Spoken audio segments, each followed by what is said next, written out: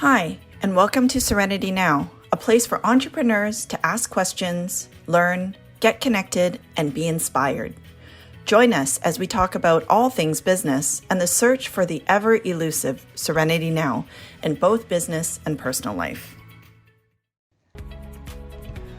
In this episode, we are joined by Tess Menges of the Office of Small and Medium-Sized Enterprises, who helps us break down what it takes to become a supplier of the Canadian government. We'll explore what volume of opportunities there are out there. On average, I see about 700 opportunities posted on our website on a daily basis with a range of stuff we buy. There will be one that's right for you.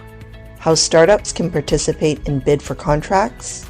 Government has a ton of programs that what I would say would be support kind of the research and development and earlier stage funding in the innovation space. And what does Tess mean by this? Companies believe or think that they can submit to us and that there's this period after the bid closes while we're doing an evaluation that we can go seek clarity or we can ask them questions. So people don't always give us a complete picture when they need to. Finally, what tips does Tess share about looking at bid opportunities? So the first thing you want to do when you're deciding if this is the right opportunity for you is actually go through and find the mandatory criteria in the document. Learn more about the fascinating world of government procurement and how businesses like yours successfully secure contracts. Welcome, everybody, to a new episode of Serenity Now for Entrepreneurs. I'm Stephanie Sang, and I am joined by a group of amazing women today who will be able to provide some insights on a topic that I've always had a little bit of curiosity on, government procurement. And I know the words government and procurement already sound a little bit scary, but we're going to demystify that for you today.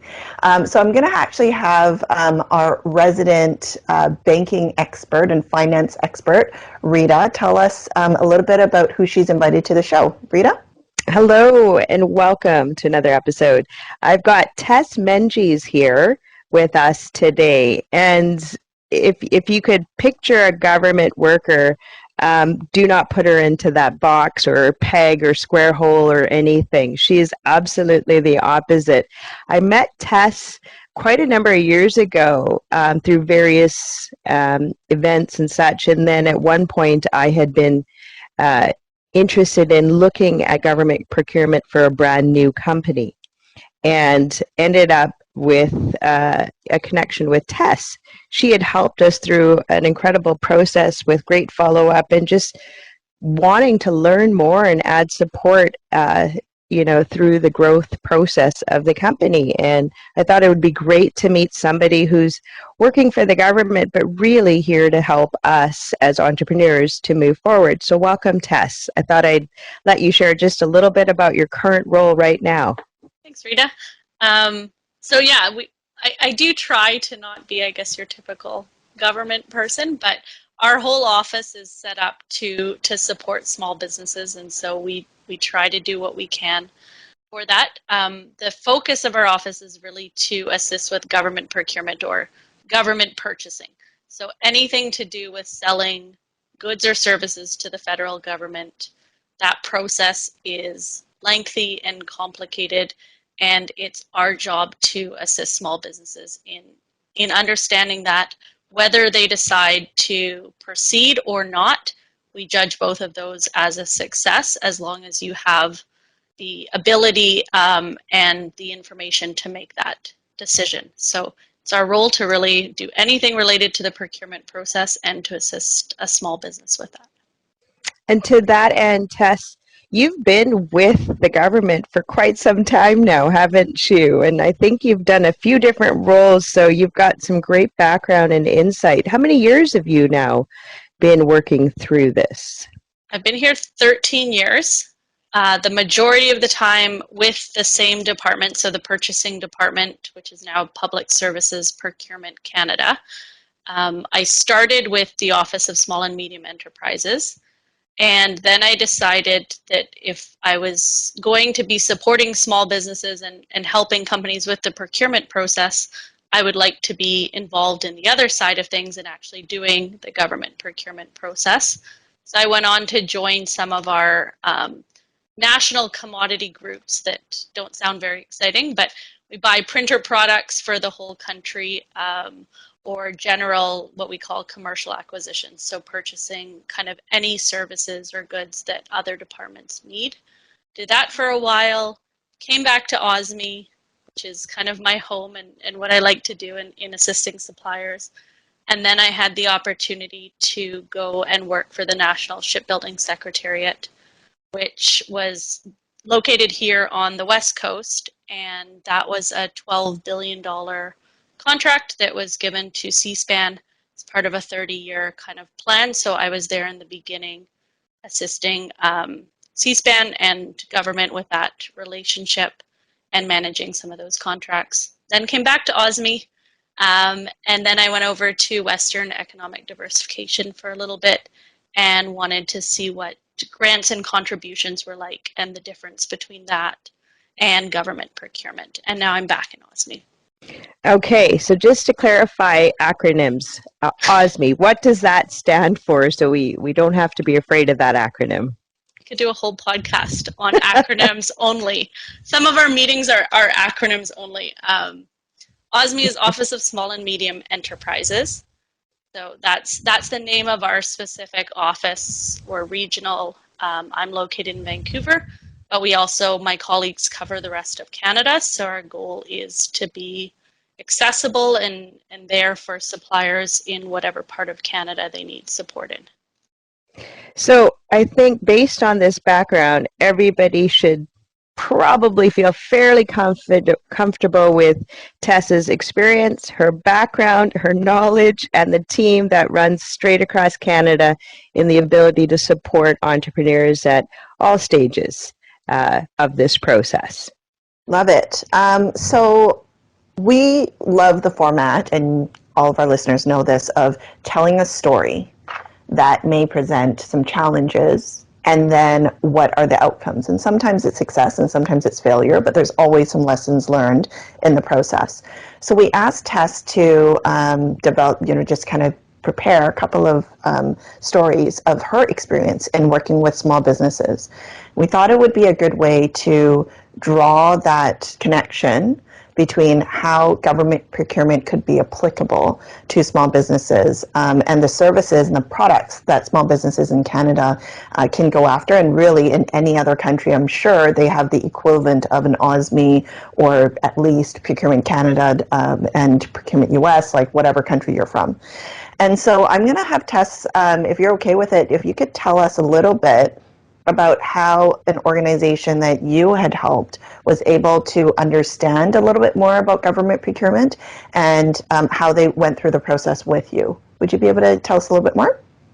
Yeah, one that comes to mind is a very recent one that pivoted slightly during the pandemic, but really the approach she took can be applied to contracts that are awarded through our normal procurement process, not just related to the pandemic. So in the pandemic, we were using something called a national security exception to do our contracting.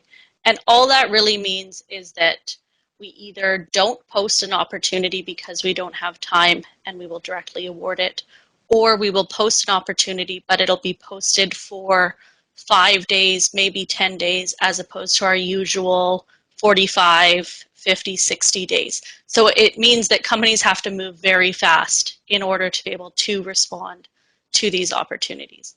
And this one company had not done government procurement before. She attended one of our seminars, learned some of the basis, and then she found an opportunity on buyandsell.gc.ca. She reached out to our office right away and kind of said, what's the next steps I should take? What is the process? I want to compete in this. This supplier was already very experienced in the textile industry, and was pivoting to make masks and gowns, which is something she hadn't had experience with, but it was the same kind of industry. So she found the right opportunity. There was a bidders conference, which is something where the buyers come out and kind of answer questions and explain the opportunity. So she attended that, asked a whole bunch of questions at that event so that she could get the clarification she needed. And then she also followed up with our office and had a meeting to go through the process and what she could expect from bidding on this tender, what were the important things she needed to follow, what were deadlines she couldn't miss. And the thing that I really liked about her was she took very detailed notes at our meeting and she sent them back to me and wanted me to confirm that she understood the process. So that really showed that she did get what was happening, what her next steps were, and she was solely focused on that tender opportunity. She said, there's more I want to do, but I want to talk about that down the road. So she really had all her energy put in to that one opportunity. Another thing that really impressed me by her was at the end when it closed, she mentioned that she asked 34 of the 35 total questions that were asked. So to me, that shows that there was a lot of confusion, but she got all the clarification that she needed before she had to submit a tender. So those were really good indicators to me that she was on the right track. She kept in contact. She messaged after, and she was successful with her bid, and she was awarded a contract. And since then, she's applied on various other opportunities and is in various stages in contracting with us. But she knew her industry. She knew that she had found the right opportunity for herself, and then she went for it. Amazing. So, I mean, this is, obviously during the pandemic, things are going a lot faster. Everyone's kind of scrambling to ensure that the country is safer and we have supplies. But generally, does the Canadian government prefer that products are made here in Canada? Is that a consideration that sometimes organizations should expect? Like you mentioned, this other company that you work with is in textiles. I think textiles is a challenging industry in Canada to upkeep. Tess, one of my questions is there a preference?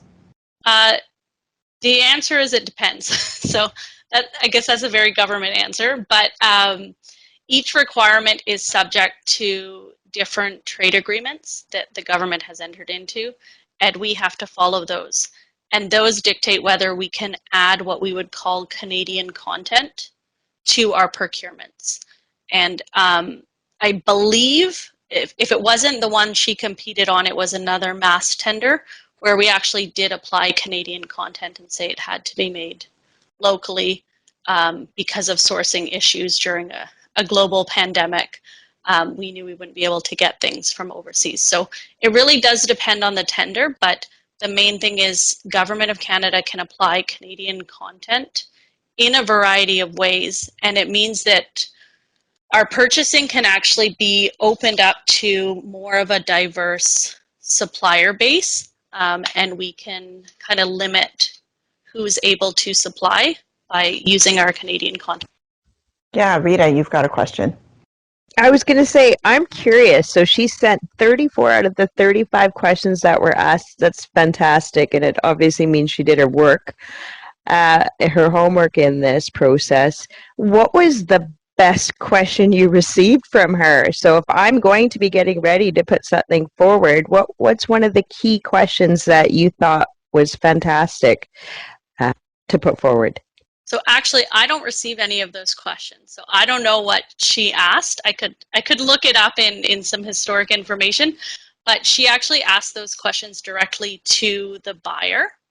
And so she would be asking questions related to mandatory criteria, shipping details, delivery dates, things like that to get the clarification she needed, especially during a global pandemic. If we say goods need to be delivered by this date, and everyone knows that shipping is, no guarantees right now, her question may have been, what happens if my shipment is late, or something along those lines.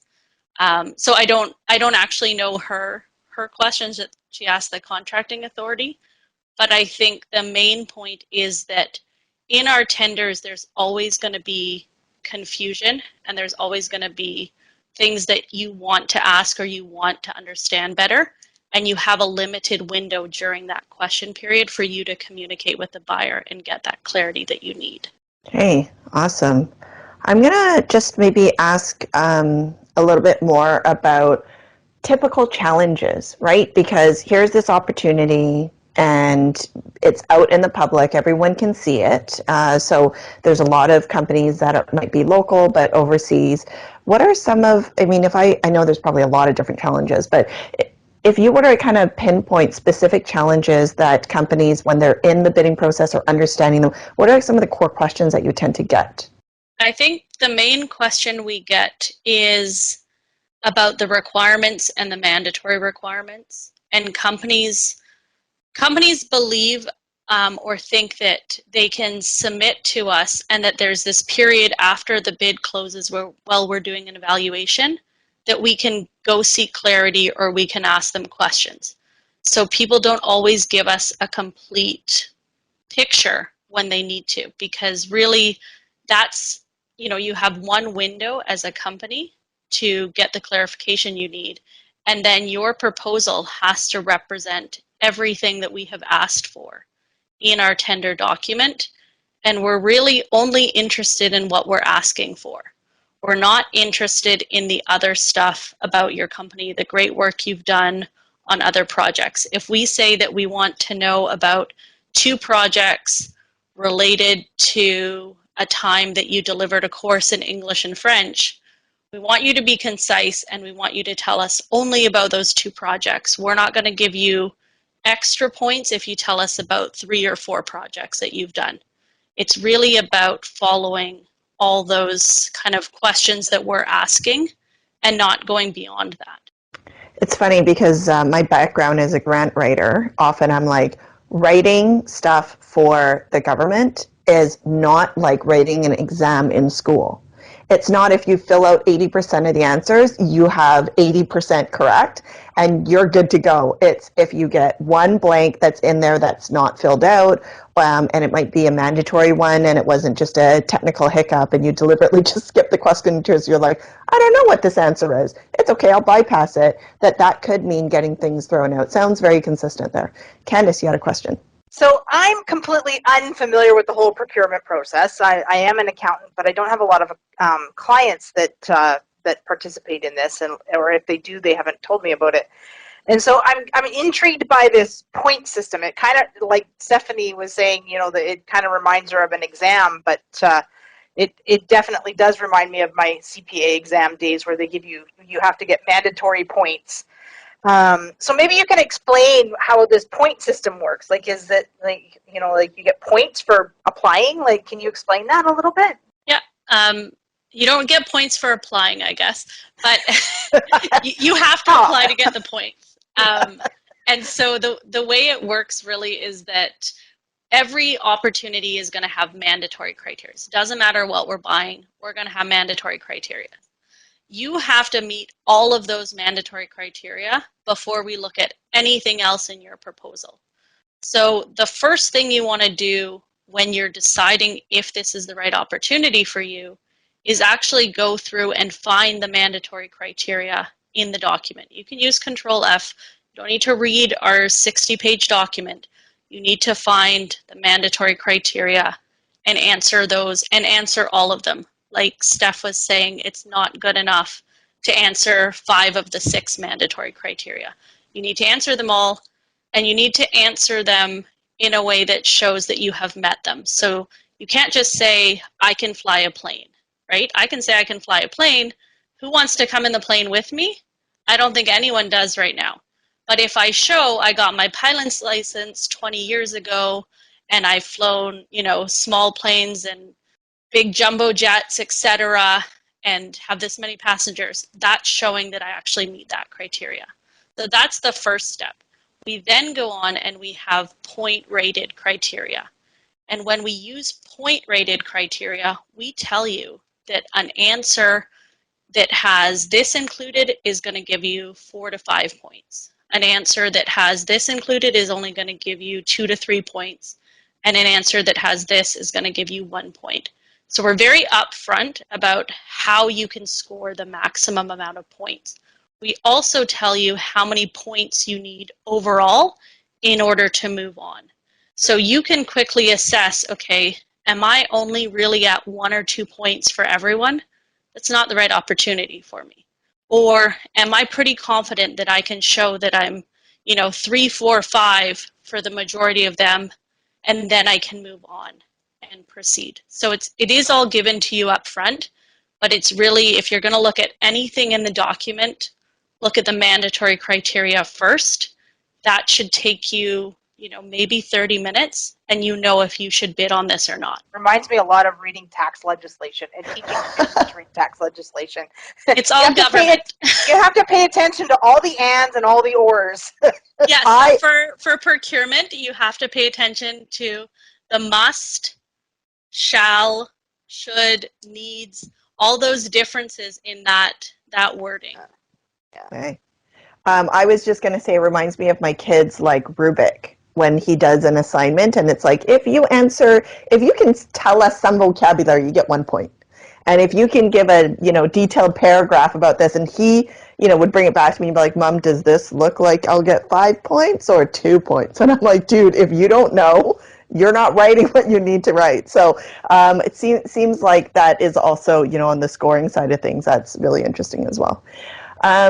Okay, let's go on to the next example that you have, because I know that I've seen a lot of different opportunities to do with innovation in Canada. Like, I know that the Canadian government is really supportive of innovative companies here. We've got a lot of resources by way of tax credits that Peggy's involved with, and grants that I'm involved with, and so we see a lot of that happening. I love that the Canadian government has these programs, because it really shows, we're confident in Canadian innovators coming up with products that we could use at the government level, and if we can, we want to buy local, so to speak.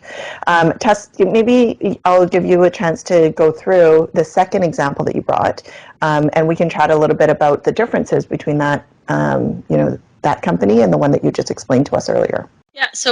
Government has a ton of programs that what I would say would be support kind of the research and development and earlier stage funding in the innovation space.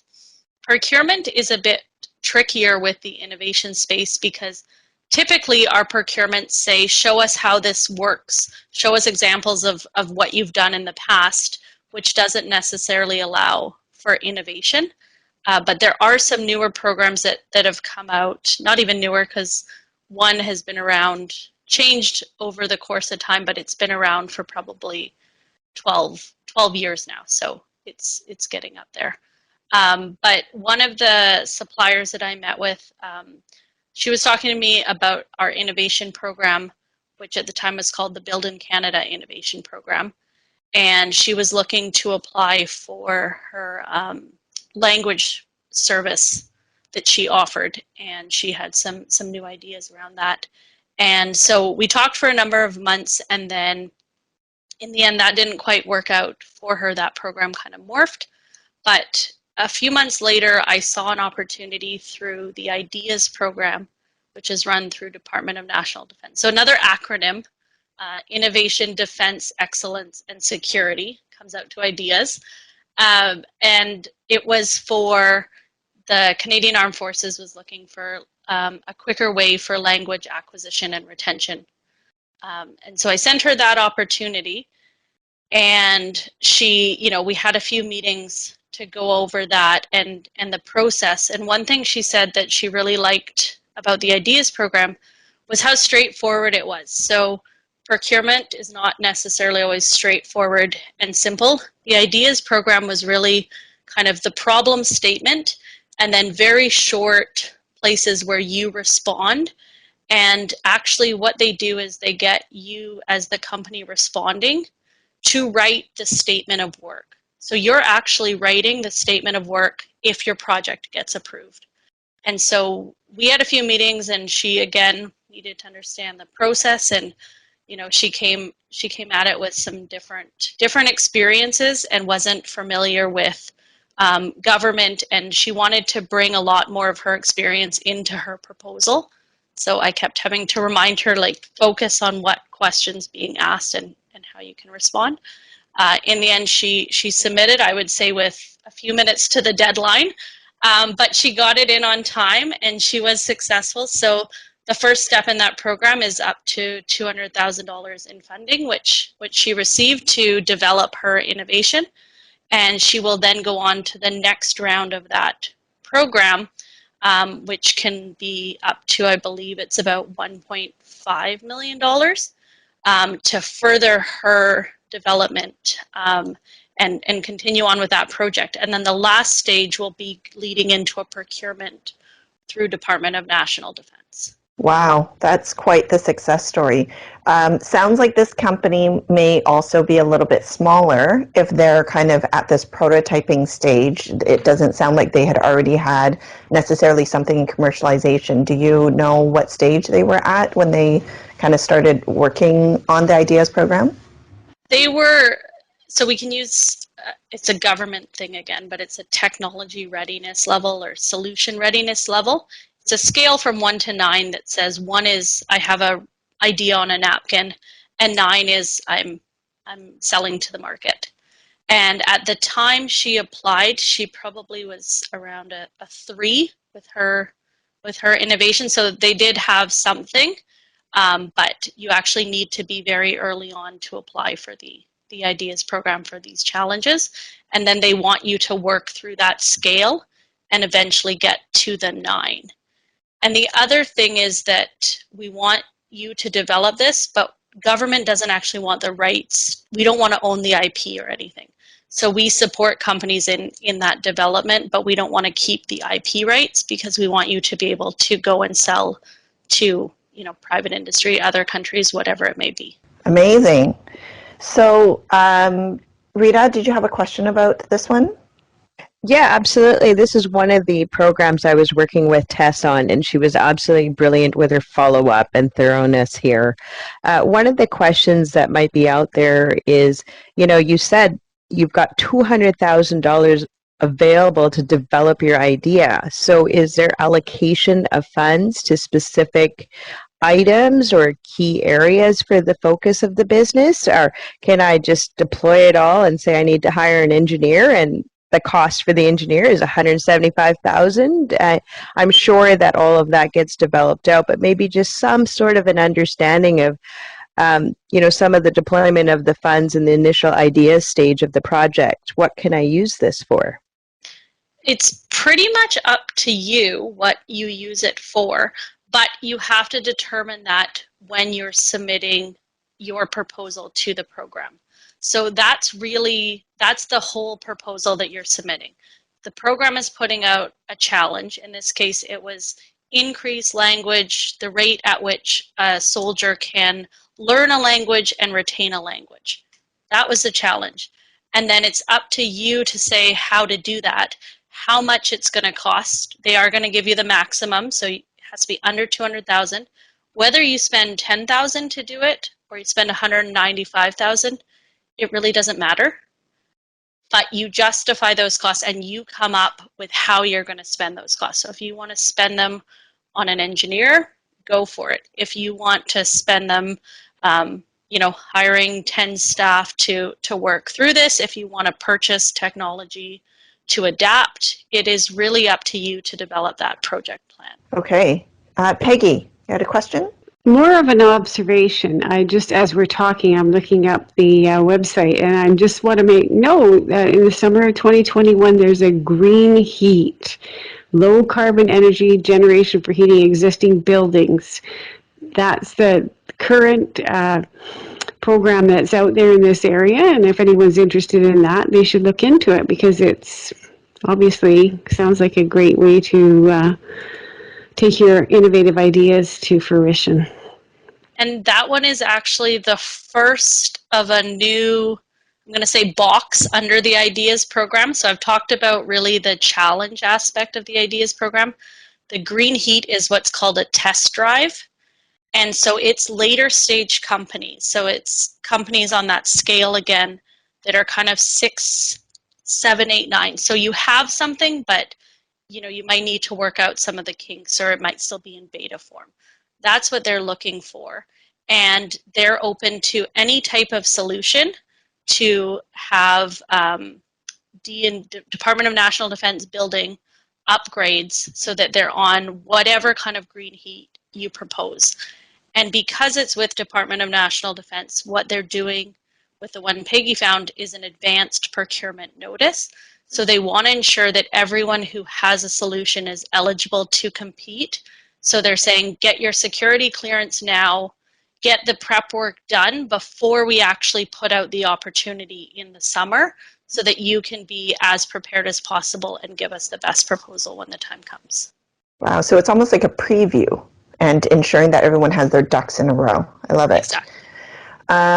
Okay, so I think what we're going to do, we love this quick fire, kind of best practices or things that you just wish, like if you pick 3 to 5 things that you just wish people need to know if they're interested in procurement, what would those be? So just real quick, what they are and maybe a little description as to why.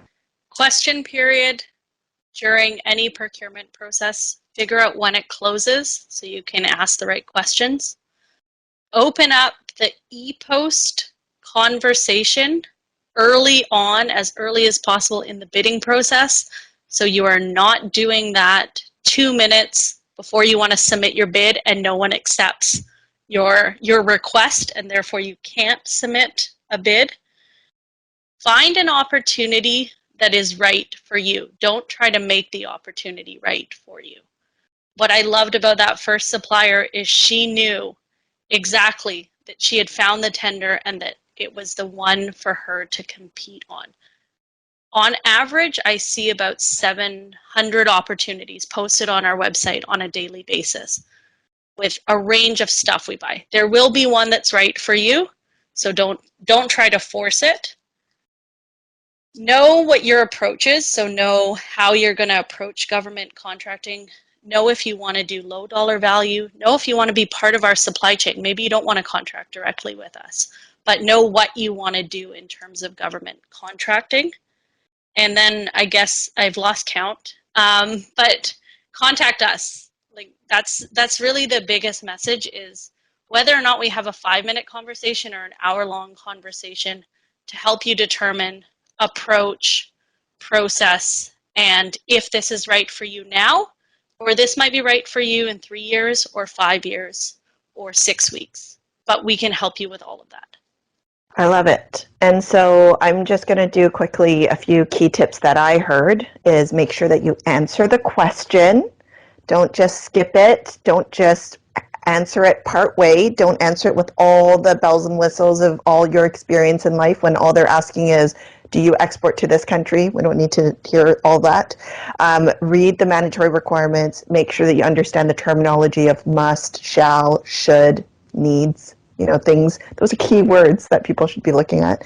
And then the biggest step at the end that I wrote down also was to reach out to OSME, because just even the example of the ideas company where they had a bid for it, you saw that this was an opportunity and you also shared it with them because you knew who they were and because they had a conversation. And so you want government, resources on your side, if they can also be an extra set of eyes for you to help you determine, hey, I saw something like this, take a look at it. What better way of having, some additional vote of confidence to say, someone's looked at this already and they know my company and I should look a little bit deeper into it. Okay, so I wanted to thank you, Tess, so much for joining us today. I've learned a lot. I know that when I went through a bidding process, like during the pandemic as well, it was just really hard to even find recorded webinars of procurement related, like OSME, and there's a bunch of different acronyms to do with procurement as well. And so I think that this particular and the series that we're going to be doing on government procurement is really going to be really helpful. I would like to ask Tess a question just before we close, if Sure, possible. go ahead. Okay, Tess, it was great learning a little bit about your office and the resources you have. You mentioned seminars, and I was just wondering if a company is coming to you and they have questions regarding a certain bid, you put them in touch with the buyer and explain how they can ask questions specific to that bid. But what question can they ask your office? Can they come to you and just ask, is there any bids for my company? Where do you see there being a fit? And what sort of seminars do you offer companies that have no knowledge about government procurement?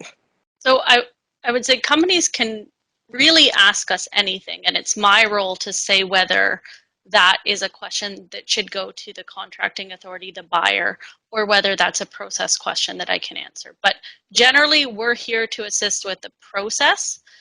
We don't know the specifics of every tender, which is why we refer you on to that buyer so that they can give you the accurate information about that specific tender that you're bidding on. We do seminars on ones, like our introductory one is doing business with the Government of Canada. So it's really to help people understand government buys stuff.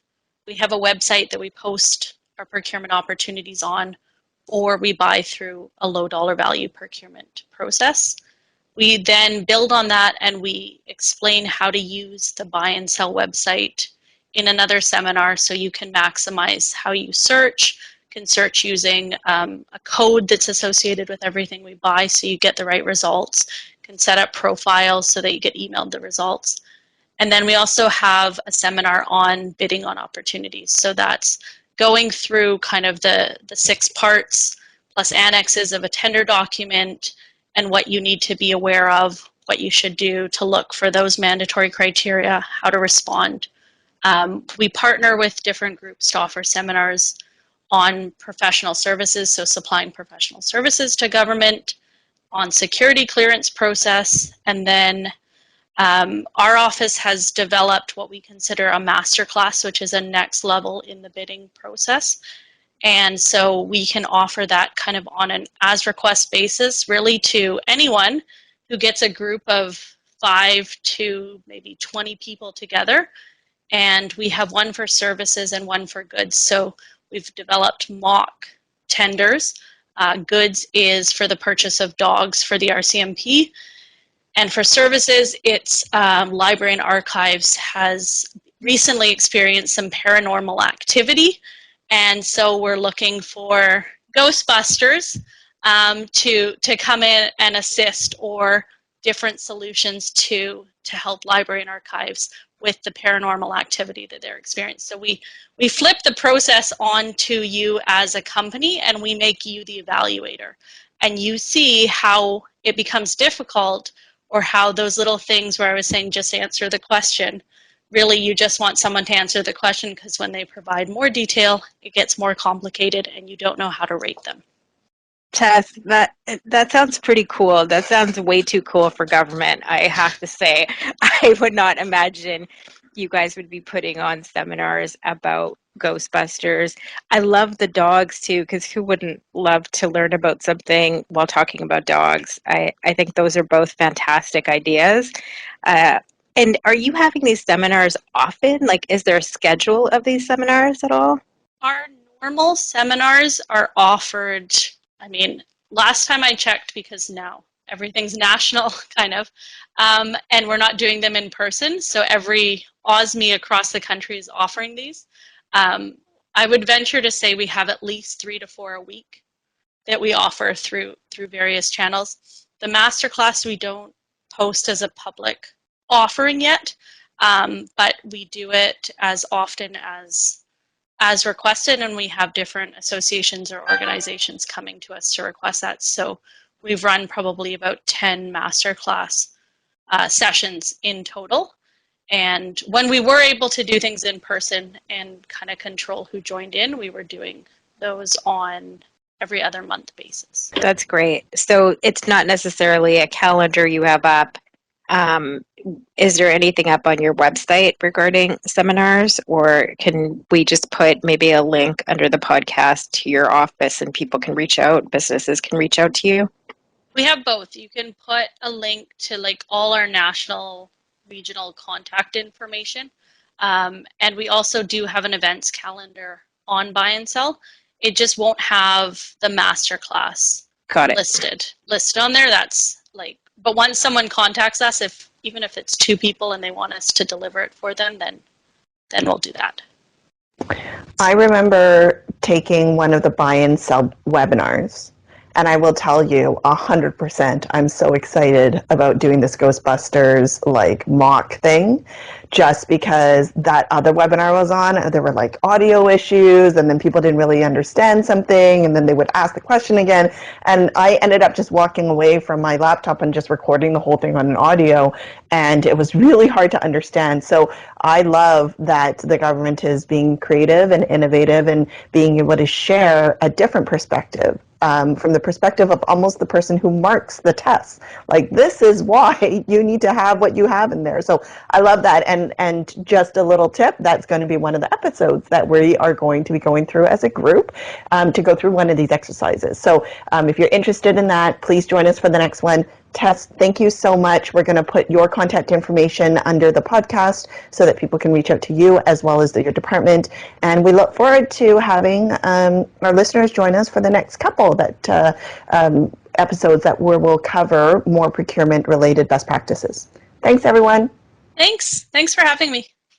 There sure is a lot to know about government procurement, though when successful, can separate your business from your competitors, especially with the Government of Canada as a customer of yours. We hope you enjoyed this episode and captured some best practices and tips when exploring government bids.